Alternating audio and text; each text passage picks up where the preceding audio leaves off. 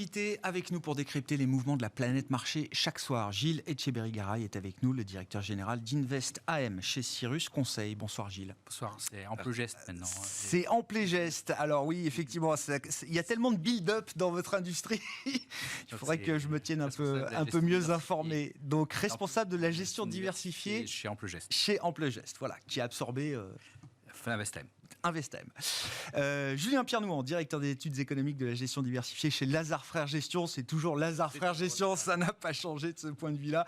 Et chez Tikeo Capital, c'est Raphaël Thuin qui est avec nous, le responsable des stratégies de marché capitaux. Bonsoir Raphaël. Bonsoir Grégoire. Gilles, je vous laisse la parole au petit tour de table sur l'état des lieux des marchés en cette rentrée. Alors il y avait quand même ce rallye estival, 6 semaines consécutives de performances positives, notamment sur les marchés actions. Visiblement, ce rallye n'était pas totalement du goût de Jérôme Powell, qui a jugé bon de recadrer un petit peu certaines anticipations de marché, estimant que le rallye de l'été correspondait à un assouplissement des conditions financières qui n'était pas approprié aujourd'hui. Tout à fait. Il y a eu deux parties dans le rallye estival. Il y a une première partie, je dirais, un peu naturelle, qui était la première partie de juillet, jusqu'à la réunion de la Fed, où effectivement les résultats des entreprises américaines étaient pas aussi pire qu'entendu, voire un peu meilleur. Enfin, on n'a pas eu de catastrophe énorme sur quelques valeurs secondaires, mais pas en tout cas sur les valeurs principales.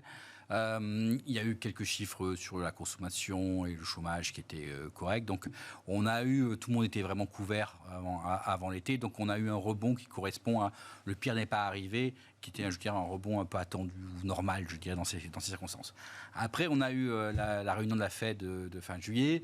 Et là, il y a eu data dépendante de Powell et il a été interprété par le marché comme le fait que la Fed avait pivoté et que les taux... Et on a vu un rallye obligataire. Et ça, clairement, ce qui a été surprenant, c'est que les gens de la Fed sont venus corriger ça dès 2 jours après. Nick Kashkari en parlait tout à l'heure. Mais les marchés n'ont pas écouté. Le marché n'a pas voulu entendre. N'a pas voulu entendre que... Alors, il a commencé à entendre vers juste la semaine avant Jackson Hole, puisqu'on a vu les taux se retendre, on a vu les choses, mais les marchés actions ont eu du mal. Et on n'a pas eu la traduction de Powell en direct, je ne sais pas. Donc, ils ont eu du mal. Et autant l'année dernière, on parlait même, je crois, à la même date pratiquement, on avait le discours de Powell était jugé émollient et voilà, peu convaincant. Autant là, il a été clair et net, il a retrouvé son Volcker intérieur et il a décidé de sortir un grand coup pour dire, vous allez bien me comprendre ce coup-ci. Et ça a marché, puisqu'effectivement, on a effacé la hausse du mois d'août, enfin la hausse qui était sur le soi-disant pivot a été effacée, alors que la hausse qui était sur, je dirais, des statistiques un peu meilleures ou moins pires qu'attendues, elle est restée, puisqu'on a à peu près 10% au-dessus des plus bas du mois de juin. Donc voilà, je dirais, je pense, notre vision qu'on a de l'été boursier, un petit peu. Et à ce stade, avec la petite piqûre de rappel de Jérôme Powell vendredi à Jackson Hole, il faut attendre aucun relâchement de la réserve fédérale américaine, en l'occurrence, dans les prochains mois, sur le front du durcissement de la politique monétaire. Non, c'est clair. Je veux dire, il n'y a aucun indicateur macroéconomique qui pourrait permettre à la Fed de changer de braquet, puisqu'on parle de cet espoir d'un pivot dovish, de changer de braquet, là, sur les deux prochaines réunions. Un, c'est que l'inflation recule, et probablement on est au pic, mais ça va prendre du temps, parce qu'il y a une diffusion qui était quand même assez large, et puis une nature d'inflation qui est quand même tirée par la demande, qui est un peu différente en Europe. Donc, le pic d'inflation est probablement passé, ou en train d'être passé, mais il va être lent, et il va devoir... Ou alors, le deuxième, c'est ce qui mettrait fin au pivot, c'est le deuxième mandat de la Fed, et que le chômage se dégrade très vite, mais comme l'a dit tout à l'heure, pour le moment, ce n'est pas le cas. Mais si on a vraiment une récession ou une dégradation brutale du marché de l'emploi, là, ça aura d'autres conséquences en particulier sur le marché action. Et pour nous, c'est les deux seules choses qui peuvent... Soit il y a une dégradation naturelle, une baisse naturelle, et il y a mission accomplie, c'est un peu le soft landing, soit la Fed, comme d'habitude, je dirais presque, sauf en 90, casse quelque chose, et là, on a une dégradation brutale, et là, il pivote. Et c'est plutôt cette idée-là qui domine depuis 48 heures, enfin depuis 2 jours après le discours de Jérôme Powell. D'accord. Non, il y a encore un chemin possible vers quelque chose de doux. Alors, récession technique douce ou modérée ou... Je pense que ça reste le sentiment dominant. Il est moins présent, moins optimiste que... Mais on n'est pas... Je veux dire, si on devait casser les plus bas de juin... Là, ça veut dire qu'on commence à envisager sérieusement une récession un peu musclée. Ouais. Là-dessus, le cycle immobilier américain, et bon, c'est vraiment les nouvelles inquiétantes de l'été, c'était plutôt sur le marché immobilier américain où on voit un retournement très brutal avec des chiffres de 2008 qui réapparaissent. Mais là aussi, c'est pas encore suffisant. Si c'est un marché important pour la Fed, et c'est un marché important, c'est pas encore suffisant pour permettre à la Fed de changer de braquet. C'est pas un marché suffisant en tant que tel. C'est l'impact de ce marché sur le reste. Voilà, je comprends. Bon, votre analyse de la situation, Julien Pierre, pourquoi est-ce que Jérôme Powell a eu besoin, voilà, en 8 minutes 30, de remettre un peu les pendules à l'heure? Oui, c'est vrai que c'est notable. C'est très court pour un discours de banquier central. 8 minutes 30 d'habitude, ça dure plutôt au moins une demi-heure, avec de nombreuses références. Là, ce qui était intéressant, c'était de regarder un petit peu, toujours dans le rayon des références, l'analyse que la Fed fait de la période des années 70. Et je pense que ça a des conséquences par rapport à ce qu'elle va faire. Lorsqu'on regarde aujourd'hui les anticipations de marché, on est encore dans ce qu'on avait un peu cet été, c'est-à-dire l'idée d'une banque centrale qui va continuer à remonter les taux, amener les Fed Funds vers 3,75, 4, et après qui les rebaisserait dans le courant de 2023. Ce qu'a dit Jérôme Powell, c'est qu'il faut faire attention à ne pas retirer de manière trop précoce le durcissement monétaire pour éviter justement les conséquences de ce qui s'est passé dans les années 70. Dans les années 70, au début de la période, la Fed, dès que le taux de chômage repart à la hausse, commence à rebaisser ses taux. Et en fait, ce qu'il y a, c'est qu'on crante en fait, l'inflation à un niveau un peu plus élevé que ce qu'on avait avant. Et c'est comme ça que les anticipations se décalent. Donc, après, ça va dépendre effectivement de l'ampleur de ce qui se passe sur le chômage. On voit qu'on sort quand même de l'idée qu'on allait résorber les excès du marché du travail et donc ce supplément d'offres d'emploi dont on parlait tout à l'heure. Sans une remontée du taux de chômage. Ça, c'était un peu du wishful thinking. Et donc, on sait que... mais la question, ça va être à quelle vitesse ça va se produire, à quel moment ça va se produire. Ce qu'on voit effectivement sur le résidentiel est important, mais en même temps, d'un autre côté, lorsqu'on regarde le marché résidentiel, on voit qu'on a un nombre de logements très faible par rapport à la demande. Donc, on n'est pas dans la situation de 2008. Donc, encore quelques mois qui seront sans doute assez compliqués pour le pilotage pour la Banque centrale. Oui, quand on regarde le marché du travail ou le marché immobilier, mais le marché du travail, c'est encore plus de 500 000 créations d'emplois au mois de juillet. On verra le chiffre du mois d'août tout à l'heure. Je le disais, taux de chômage historiquement bas à 3,5%, des ouvertures de postes qui sont reparties à la hausse au cours de l'été. On se dit qu'effectivement, s'il faut infliger... alors le mot pain, s'il faut infliger de la douleur pour rééquilibrer l'offre et la demande sur ce marché du travail avec la question des salaires derrière, on se dit qu'il y a encore un long chemin à parcourir. Oui, absolument. Oui, c'est ça. Ouais. Et peut-être, jusqu'à présent, les marchés sont restés à peu près stables sur le niveau final du cycle de remontée de taux. Peut-être que, et ça sera très important justement dans la réunion de septembre de regarder un peu le graphique des dots, est-ce que la Fed va commencer à remonter son niveau d'équilibre sur les taux d'intérêt? C'est une possibilité qu'on ne peut plus exclure. Aujourd'hui, la stratégie a été de dire on fait le maximum de hausse de taux le plus vite possible, mais on ne change pas le point d'arrivée. Voilà, on veut toujours le même taux terminal dans une thérapie de choc, mais on pense que cette thérapie de choc évitera de devoir amener les taux durablement plus élevés. Est-ce que et ça va être très dépendant des données, ça va dépendre de ce qui se passe sur l'inflation, de la résistance du marché du travail. Est-ce qu'on ne va pas avoir un basculement et revenir vers un niveau de taux un peu plus élevé? Donc, il ne veut pas être Arthur Burns, c'est ça, celui qui a été jugé trop complaisant et qui a donc forcé Paul Volcker à monter les taux pendant une récession aux États-Unis avec tout ce que ça implique comme pain, comme douleur pour l'économie américaine et pour les marchés. Vos commentaires, votre analyse de rentrée, Raphaël Thuin chez Tikehau Capital, est-ce que c'est un peu la gueule de bois, là, après la parenthèse estivale qui a été plutôt douce sur les marchés? Une parenthèse même très douce, très douce. Parce qu'à un moment, mi-août, on avait retracé près de la moitié des pertes de l'année, donc ça a été très significatif. Oui, non mais c'est pas un petit rebond qu'on a vécu.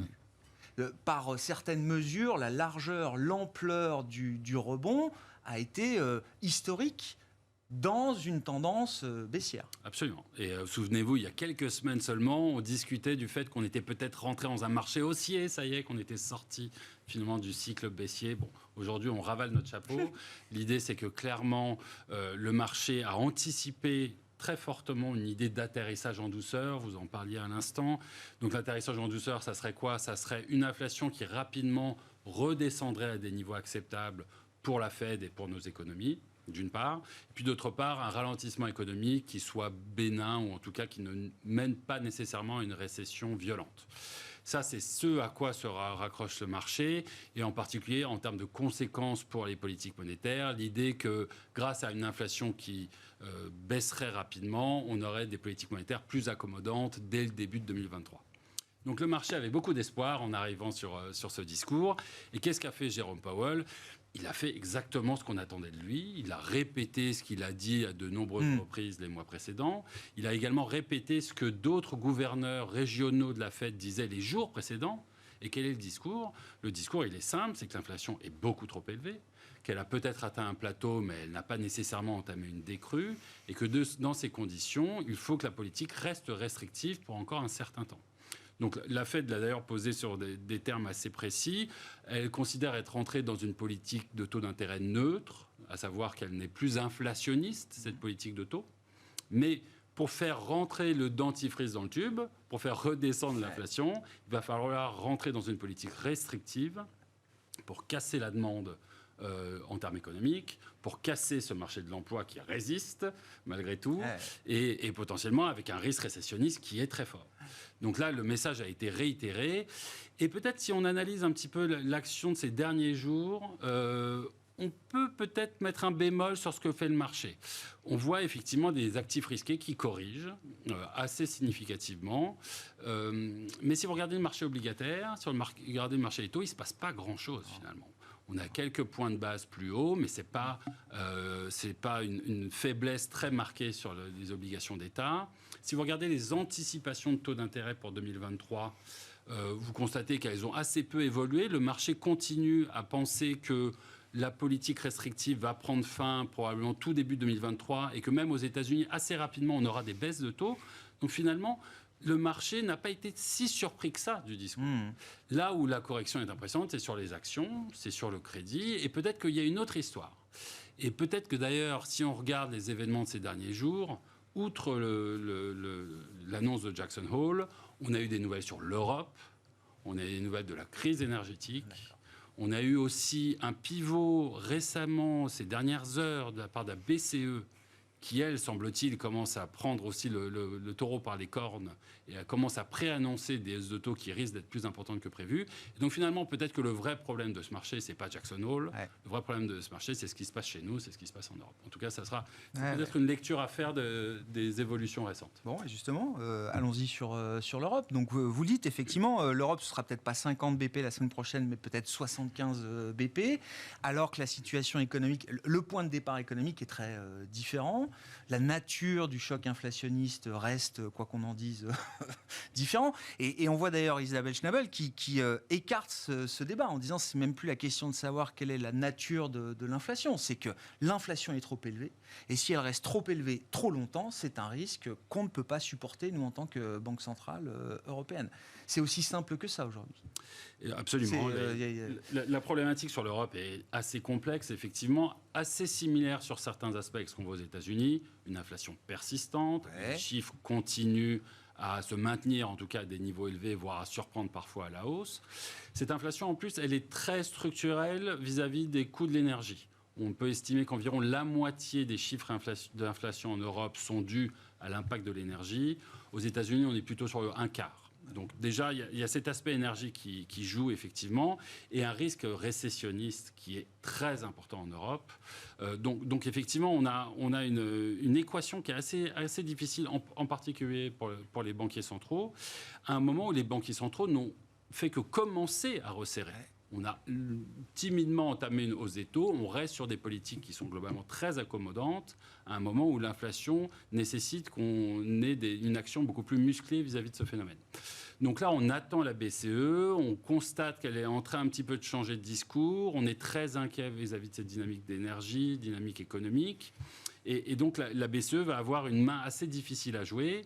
Il va falloir entamer plus franchement cette politique restrictive. Ça y est, on y est. Et probablement que 50 points de base sont assurés pour le prochain meeting, peut-être 75. En tout cas, c'est ce que le marché est en train de reconsidérer. Et puis, une BCE qui n'a pas tellement de levier vis-à-vis de cette crise énergétique. C'est un peu ce qui inquiète les marchés. Oui. Quel va être le catalyseur qui fera un petit peu changer la dynamique énergétique en Europe? On n'est pas sûr. Il n'y a pas vraiment de solution à court terme vis-à-vis de l'Ukraine ou de la Russie qu'on puisse envisager raisonnablement. La BCE n'a pas de levier vis-à-vis de cette dynamique énergétique. Et puis une dynamique périphérie. On regarde avec inquiétude les rendements des obligations italiennes en particulier.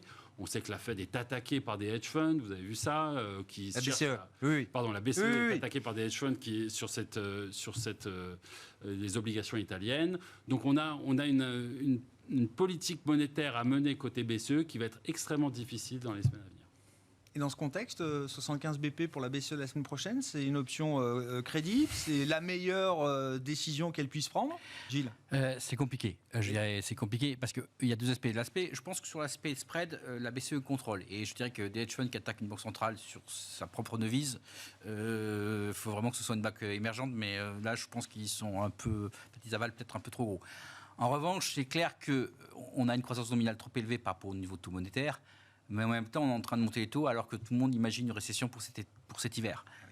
Et donc, je veux dire, le problème, là, on demande à la Banque centrale à répondre à un problème qui n'est pas vraiment de son ressort. Autant, on peut dire à la Fed qu'elle a eu du retard et qu'elle corrige et qu'elle gère parce que c'est un excès elle est vraiment dans un excès de demande et des choses qui sont familières à une politique monétaire. Là, on dit à la BCE de gérer un choc d'offres énergétiques, un choc externe. Normalement, c'est par la création. Alors, moi, je trouve qu'elles s'en tire pas trop mal finalement. Après, je suis pas sûr que 75 bips soit mérité parce qu'on a quand même un hiver difficile qui approche et c'est peut-être pas... Oui, mais c'est l'argument des hawks qui défendent l'idée du all-in. C'est-à-dire, on n'est pas sûr de pouvoir faire du 25 points de base à chaque fois pour arriver là où on veut, au taux neutre, entre 1 et 2%, parce que justement, dans 2-3 mois, ce sera sans doute beaucoup plus compliqué de monter les taux. Donc, autant essayer d'en faire le maximum d'un coup. Oui, mais ça ne change pas grand-chose à l'arrivée. Non, voilà. Ça ne change pas le point d'arrivée. Voilà. Et donc, c'est une situation compliquée, mais je dirais, du point de vue investissement, pour nous, l'Europe est passée au second rang quelque part. Voilà. Même si je pense que la vision... de l'hiver est trop pessimiste. Je pense que sur le gaz en particulier. Alors voilà, juste quand on regarde les déterminants un peu du marché de l'énergie, de la crise énergétique, est-ce qu'il y a des éléments qui permettent de se rassurer un peu à court terme? Parce que le discours ambiant, c'est quand même on va droit dans le mur et que cet hiver, on n'aura pas de gaz et d'électricité pour tout le monde. Je pense qu'il y a des choses qui sont plus positives. Alors, tout est relatif. Hein. Mais... Il y a des choses qui sont plus négatives et qui ne sont pas assez prises en cause. Je veux dire, dans le plus positif, il y a clairement il y a eu une réaction sur le gaz qui a été assez importante et finalement, on a, en tout cas à court terme, et dépendant des conditions météo, on a fait des efforts qui sont quand même significatifs et qui font que ça n'a pas été pris complètement en vert. Après, on a un problème sur le parc nucléaire français qu'il va falloir aussi gérer parce que c'est aussi un facteur... La France était traditionnellement exportatrice d'électricité l'hiver, c'est plus le cas depuis un certain nombre d'années. Après, il y a un phénomène sur l'Europe qu'on ne gère pas, c'est la dépendance à l'exportation et en particulier la Chine. Je pense qu'on avait la tête de la Chine, du ralentissement chinois, maintenant commence à être unanimement accepté. Ce n'était pas le cas encore il y a quelques mois, ou en tout cas avant l'été. Et ça, les choses ont pas s'améliorer en Chine. Et la Chine est le premier client de l'Europe. Voilà, donc tout ça fait qu'on ne voit pas sur l'Europe. Ça sera peut-être pas aussi pire que ce qu'on peut dire avec le gaz, mais ça sera pas non plus génial. D'accord. Bon, en tout cas, vous dites c'est un terrain d'investissement qui est relégué au second plan aujourd'hui. Oui, pour vous, mais pas que pour vous. Hein, oui, à part, je pense que le DAX est peut-être injustement pénalisé pour cette histoire de gaz, mais on commence à regarder. Mais pour le reste, on n'a pas un grand intérêt sur les actions européennes. Bon, sur la situation européenne, et puis parlons de la crise énergétique, puisque c'est quand même l'éléphant dans la pièce aujourd'hui en Europe. Alors en plus, si on prend ça du point de vue du policy mix, une banque centrale qui s'est fixée comme mission ou à qui on demande de resserrer, de casser la demande là où elle le peut, et puis en face, et c'est le débat du moment, des États qui essayent d'accommoder au maximum quand même la facture énergétique à coup de chèques, de boucliers, etc. Donc il y a en plus quelque chose de pas hyper optimal dans le policy mix aujourd'hui en Europe. Le policy mix est en train de changer. Pas que Jérôme Powell qui a fait un discours à Jackson Hole, celui d'Isabelle Schnabel était très intéressant aussi. Et elle fait le constat d'un monde qui change, d'un monde de crises qui se suivent les unes des autres, qui remettent en question la logique un petit peu à la fois d'optimisation et de grande capacité d'amortissement du système économique qu'on avait jusqu'à présent. Et donc avec des chocs beaucoup plus importants sur l'économie qui, avant, pouvaient peut-être impacter un trimestre, mais qui peuvent avoir des impacts macroéconomiques plus importants. Et face à ça, elle dit, la réponse classique des banquiers centraux jusqu'à présent, c'est un choc exogène ne doit pas avoir de réponse de politique monétaire. Voilà, Et elle, ce qu'elle dit, c'est que compte tenu de l'incertitude, effectivement, du dérapage des anticipations d'inflation, en fait, maintenant, il faut que la Banque centrale agisse face à ces chocs. Mais par contre, ce qu'elle dit aussi, et c'est quand même assez nouveau dans le discours global de la BCE, c'est que tous ces chocs, c'est à la politique budgétaire de fournir l'accommodement. Jusqu'à présent, le discours de la BCE, c'était il faut que les finances publiques soient bien gérées et la rigueur est et on commence à voir effectivement ce changement. Et donc ça, c'est quand même assez, pour nous, c'est un changement assez important parce que sur le niveau des rendements obligataires, ça peut amener justement une remontée progressive des taux d'intérêt. Et donc, voilà, on a un policy mix qui est en train de changer et sans doute, effectivement, ça peut avoir un impact important sur les marchés dans les prochaines années. Et ça veut dire quoi ? Il va y avoir une partie budgétaire plus importante dans le policy mix, même si les conditions d'emprunt des États vont être moins favorables, il y aura un put budgétaire, un put fiscal, à côté d'une banque centrale européenne plus orthodoxe, redevenue plus orthodoxe. Oui, on le voit, on a du mal à sortir du quoi qu'il en coûte. Les États multiplient encore les annonces pour accompagner ce choc. Alors après, on peut discuter, les économistes discutent beaucoup, est-ce qu'il faut caper les prix, est-ce qu'il faut au contraire maintenir les signaux prix voilà, mais ce qui reste, c'est qu'on a plus de 250 milliards d'euros qui sont mis sur la table par les États pour accompagner ce choc énergétique. Et on ne peut pas passer de 250 à rien, à zéro, comme ça, en quelques mois. Non, après, ça dépend de la persistance de ce qui se passe sur les prix de l'énergie. Mais, et puis, voilà, on a le choc énergétique, mais on pourrait parler de l'agriculture avec la sécheresse, les problèmes liés à l'énergie d'approvisionnement en engrais. On voit que la liste de problèmes auxquels les gouvernements doivent faire face ne se raccourcit pas. Dans le paysage global, on peut parler peut-être de la Chine. Gilles l'évoquait rapidement, mais quel état des lieux on dresse pour la dynamique chinoise ? On a beaucoup décrit que la Chine était à contre-courant du grand resserrement monétaire des banques centrales du G7. On a face à cela une Chine qui tente de relancer son économie sans aboutir à des résultats totalement enthousiasmants de ce point de vue-là. D'accord avec ça, Raphaël, c'est compliqué pour la Chine. Est-ce qu'en termes d'investissement, ça permet d'être diversifié et d'être un peu en dehors de la tourmente énergétique européenne, de la question monétaire américaine ? C'est assez compliqué pour la Chine. On a vu des chiffres économiques cet été, en particulier en juillet, qui n'étaient pas très encourageants côté Chine, où clairement on va avoir du mal à atteindre les objectifs de croissance qui étaient fixés à 5,5 sur l'année. On voit un chômage se développer. Je crois que sur les 16-24 ans, on n'est pas loin de 20% de chômage. Donc il y a une dynamique économique qui est difficile. Ce qui est intéressant de constater vis-à-vis de la politique du gouvernement, c'est qu'il y a peut-être un changement de paradigme comparé aux crises économiques, ou en tout cas aux décélérations économiques précédentes. On avait été habitué côté gouvernement à des plans de relance, en particulier budgétaires, assez massifs dans le passé, assez systématiquement. On avait un petit peu le même schéma qui se mettait en place en Chine, avec un gouvernement qui intervenait, financé par de la dette, traditionnellement sur des projets d'infrastructure. Et ça avait été un marqueur assez continu de ces 20 dernières années.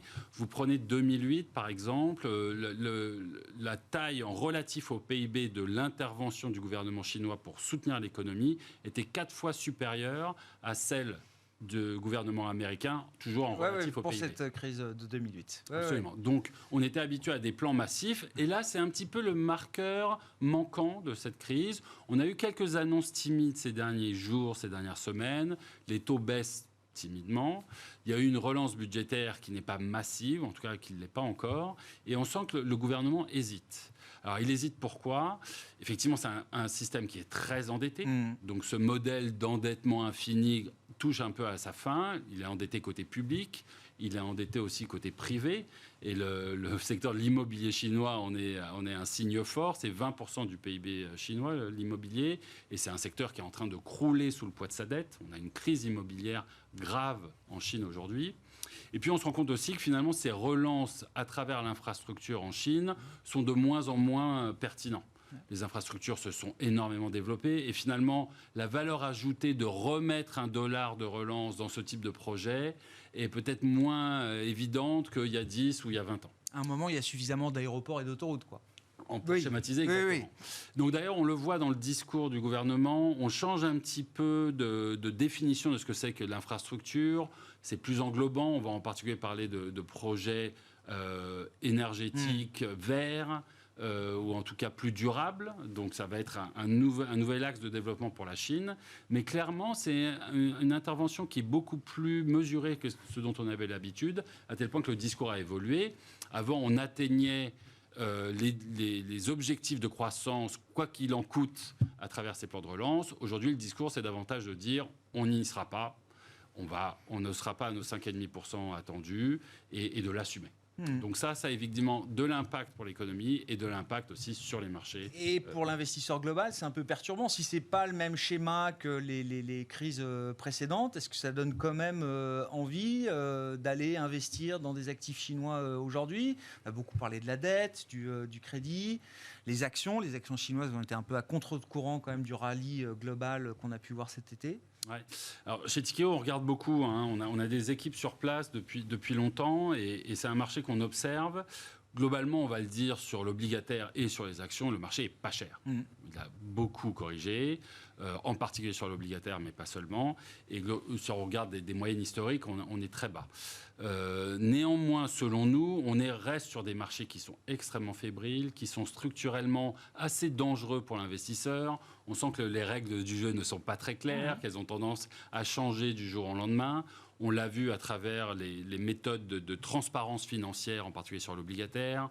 On ne dévoile pas entièrement ce qu'on a sur son bilan. Il y a de la dette cachée. C'est vraiment un des stigmates de l'économie chinoise, cette notion de off-balance sheet, de hors-bilan. Et puis, sur la partie action, lorsque vous investissez en tant qu'investisseur étranger, vous le faites à travers une structure écran qui, traditionnellement, est basée au Caïman. Vous n'avez pas de détention directe de part de la société. Tout ça dans un cadre législatif et administratif un petit peu mouvant, ça inspire la prudence. Donc, globalement, nous, on est sur le reculoir sur l'Asie. On attend de voir que cette bulle de dette puisse vraiment éclater jusqu'au bout. Et d'ailleurs, quand on regarde ces 20 dernières années, ces grands segments de marché trop endettés dont la bulle a explosé, on constate que ce n'est pas quelque chose qui se fait du jour au lendemain. Non, ça prend plus... Parce que ça fait un moment qu'on en parle quand même du dégonflement de la bulle immobilière en Chine. C'est une histoire qui nous accompagne depuis quelques trimestres maintenant. Absolument. Mais ce n'est pas fini. C'est peut-être pas fini, probablement. Quand vous regardez la tech dans les années 2000, il a fallu des années avant que le Nasdaq refasse de la perf. Quand vous regardez l'énergie aux États-Unis, qui a été abondamment financée par de la dette, l'essor des énergies fossiles aux États-Unis, ça a été suivi de 10 ans de sous-performance du secteur. Et peut-être qu'aujourd'hui, en Chine, ou en tout cas sur l'immobilier chinois, on est au début de cette grande tendance de dégonflement d'une bulle qui traditionnellement n'est pas très bénéfique pour l'investissement. Sur la Chine, Gilles, si vous voulez continuer, et puis parlons un peu de comment on se positionne aujourd'hui dans une allocation ou un fonds diversifié. Juste sur la Chine, je pense que le modèle est cassé. Ça y est, on a enfin, effectivement, l'immobilier était la secrète sauce du développement chinoise. Ils s'y arriveront plus, et ça y est, ils sont en train. En plus, démographiquement, le nombre de naissances en 2021 est inférieur au plus bas depuis la République de Chine, depuis 1949, y compris pendant la période du grand bond en avant, la période de famine et tout ça. Donc, on a une démographie qui est affreuse. Donc la secrète sauce, et ça a un impact au-delà des marchés, parce qu'il y a des choses à faire, je pense, sur l'Internet chinois, on en a déjà parlé, c'est des choses intéressantes, qui s'étaient massacrées l'année dernière, et donc cette année, on est légèrement positif, ou ce qui c'est pas si mal. C'est un changement de logiciel pour le monde. C'est-à-dire que la Chine va plus être leader, va plus faire de la relance, va plus sur les matières premières sur un impact, des choses comme ça, parce que oui, leur modèle est cassé, ils savent pas comment s'y prendre. C'est un modèle d'investissement, c'est un modèle et le problème de passer à un modèle de consommation. Ils ont raté ce shift-là, en fait. Ils ont raté parce que c'est un modèle autoritaire. C'est-à-dire que le modèle autoritaire marche mieux sur le modèle d'investissement que sur le modèle de consommation. Je veux dire, comme je disais à des clients, c'est comme difficile de dire il y a 30 boîtes de cornflakes à choisir et vous avez droit à un seul député. Il y a un moment où, quand on augmente le niveau de vie, c'est les $25 000 de PNB par habitant, il y a un moment où il y a aussi une demande de libéralisation politique. Et c'est là où les Chinois ont loupé ce virage. Ce qui n'a pas été le cas en Corée, à Taïwan, alors différentes, bien entendu, mais de démocratisation. Et aujourd'hui, ils sont coincés parce qu'il y a un arbitrage interne. Si on veut soutenir la consommation des ménages, il faut prendre l'argent là où il est. Et aujourd'hui, il est dans les administrations régionales, dans Pékin, et c'est un conflit politique qui n'a pas, à mon avis, de solution. Et donc, le modèle chinois va commencer, un peu comme le modèle japonais en son temps, qui est un peu similaire, mais pas complètement, va commencer à se dégonfler progressivement. Et donc, c'est la fin d'une époque sur la Chine. Ah ouais, j'entends. Et sur le plan politique, ce qui va se passer, à l'occasion du 20e congrès cet automne, ce sera toujours aussi compliqué d'ailleurs de savoir ce qui se passe, j'imagine, dans un moment comme ça, mais on attend un renforcement encore du pouvoir de Xi Jinping, ou est-ce qu'il va y avoir une forme de dilution, de répartition du pouvoir au sein des officiels de haut rang ? Ce qu'on peut lire, et c'est compliqué à savoir, et c'est pas vraiment notre niveau de... Non. L'impression, c'est que Xi Jinping a fini l'année 2021 sur une note en disant le Covid et tout ça. Bien sûr. Là, on voit le modèle un peu éclater sous lui, mais bon, l'inertie pour le Congrès est suffisante pour qu'ils s'en sortent. Oui. Mais on sent que ça bouge, il y a des régions qui commencent à s'opposer un peu, voilà.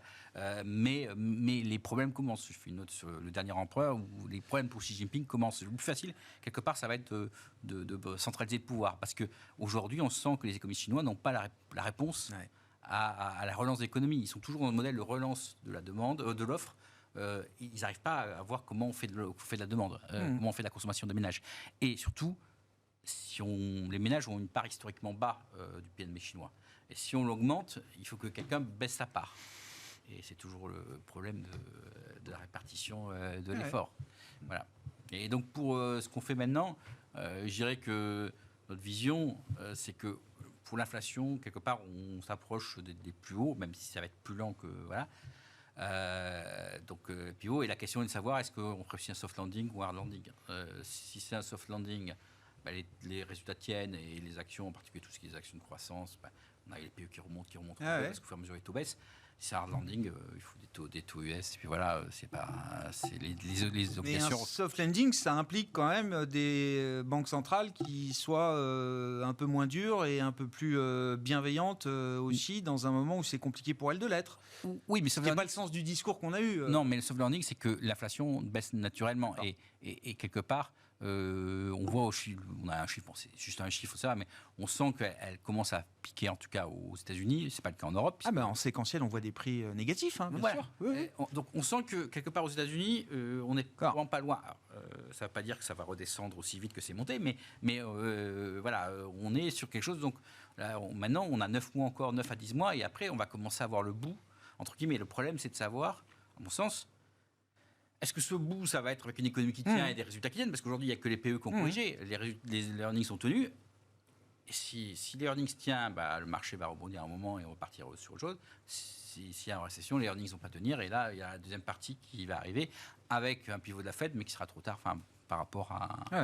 voilà, par rapport à l'économie. Donc c'est l'enjeu des 6 mois prochains aux États-Unis, de savoir est-ce que la Fed, pour la première fois depuis 1990, va réussir un soft landing ou elle va faire comme d'habitude, envoyer l'économie dans... C'est rare, mais ça peut arriver. C'est déjà arrivé. Voilà, c'est ça. Mais sachant qu'en 90, il y avait la fin de la guerre froide, il y avait l'inversion de l'Internet, et il y a eu un crash obligatoire, et la crise des Asiatiques derrière. Donc la Fed ne finit jamais, enfin ça finit jamais pour quelqu'un. Il y a toujours des dégâts quelque part. Il y a toujours des dégâts quelque part. Mais c'était pas les actions, pour une fois, à l'époque, c'était pas les actions. Bon, comment on se positionne dans une stratégie diversifiée là, chez Lazard Frères Gestion face à toutes ces incertitudes, hein. J'ajouterais la différence avec le milieu des années 90, c'est qu'à l'époque, l'inflation, on la craignait, et ce qui avait amené effectivement l'action de la Fed et le crash obligataire, mais elle ne s'était pas manifestée. Donc aujourd'hui, effectivement, on a quand même ces chiffres qui sont très forts. Nous aussi, on conserve une approche quand même qui est plutôt prudente. On le voit, hein, beaucoup de questions qui doivent trouver des réponses, potentiellement des scénarios assez négatifs pour les actifs risqués. C'est vrai que... alors, en Europe, les multiples sont autour de 11, donc quand même raisonnable. Aux États-Unis, on est encore sur un PE de 17. Mais c'est ça, le marché s'est renchéri cet été. Le marché s'est renchéri cet été. Donc on peut avoir, dans un scénario négatif, de la contraction et des résultats et des multiples sur le marché américain. Donc... voilà, on pense qu'on est encore dans une période où une certaine prudence dans la gestion des portefeuilles s'impose. Ouais. Bon, stratégie, ligne directrice là sur les marchés de capitaux chez Tikehau, Raphaël. Très prudent, très prudent. Toujours. Je dis tout le temps la même chose, je m'en excuse, mais c'est vrai qu'on ne justifierait pas aujourd'hui de redéployer agressivement. Il y a toujours effectivement ce scénario rose que les marchés espèrent, de voir cet atterrissage en douceur, des baisses de taux rapides dès 2023, parce que l'inflation reviendrait vite. On est très sceptique sur ce scénario. L'inflation, elle a l'air d'être très structurelle. Elle risque de persister sur la durée. Et d'ailleurs, quand on regarde un petit peu les lectures d'inflation des banques régionales, de certaines banques régionales aux États-Unis, regardent un petit peu l'inflation dans sa composition, je pense à Cleveland, à Atlanta, on regarde par exemple l'inflation en prix médian, ou on regarde ces prix qui sont des prix gluants, les prix sticky qui ont du mal à s'ajuster à la hausse ou à la baisse. Globalement, tous les signaux montrent que l'inflation elle est structurelle et qu'elle risque de perdurer. Donc, probablement que les banquiers centraux n'auront pas le loisir de décélérer, n'auront pas le loisir de rebaisser les taux. Et il va y avoir de la casse économique. On la voit poindre son nez en Europe. Aux États-Unis, elle est probable aussi. Les banquiers centraux doivent voir l'inflation baisser durablement. Ce n'est pas le cas. Le marché de l'emploi se rafraîchir un petit peu les esprits, ce qui n'est pas le cas du tout, vous en avez parlé. Et globalement, on doit avoir de la destruction de demande, des earnings, des attentes de résultats d'entreprise baisser. Et c'est un petit peu un marqueur intéressant de ce marché. Les multiples ont un peu baissé, alors beaucoup en Europe, un petit peu aux États-Unis, mais les attentes de résultats ne baissent pas. Non. Et aujourd'hui, on est toujours dans un marché qui considère que, encore une fois, sans récession, inutile de réviser trop ses attentes de résultats. Donc le marché reste assez cher aujourd'hui et peut-être qu'on est dans un scénario à la 2000 où on a eu une première baisse de marché à la suite des révisions de multiples et il a fallu qu'une récession frappe pour que les attentes de résultats baissent à nouveau et enclenchent une seconde jambe de baisse. En tout cas, c'est un scénario à prendre en compte et ça justifie d'être très prudemment positionné selon nous. Bon, je pense que juste l'inconnu, c'est pour les politiques monétaires aujourd'hui, c'est en tout cas aux États-Unis, la relation entre les prix des actifs et la consommation. Mais c'est ça, l'élasticité. Voilà, parce qu'en 70, quand ils étaient Burns et Volcker, la consommation n'était pas aussi liée au prix des actifs. Et aujourd'hui, c'est vraiment l'inconnu dans laquelle se débat la Fed, c'est savoir si je fracasse le marché de 15-20%, est-ce que ma consommation, mon chômage ne va pas exploser aussitôt. C'est cette relation entre prix des actifs et la consommation qui est vraiment l'inconnu de la politique monétaire et des impacts de la politique monétaire. Bon, on suivra ça, les prochains rendez-vous en matière de politique monétaire, la semaine prochaine pour la BCE et 20 et 21 septembre pour la Réserve fédérale américaine. Merci beaucoup messieurs, merci d'avoir participé à ce décryptage de la planète marché aujourd'hui. On a terminé sur une note légèrement négative à Paris ce soir avec un CAC 40 juste au-delà des 6200 points. Raphaël Thuin, Tikehau Capital était avec nous, Gilles Etcheberry-Garay chez Amplé Geste et Julien Pierre-Nouan pour Lazard Frères Gestion.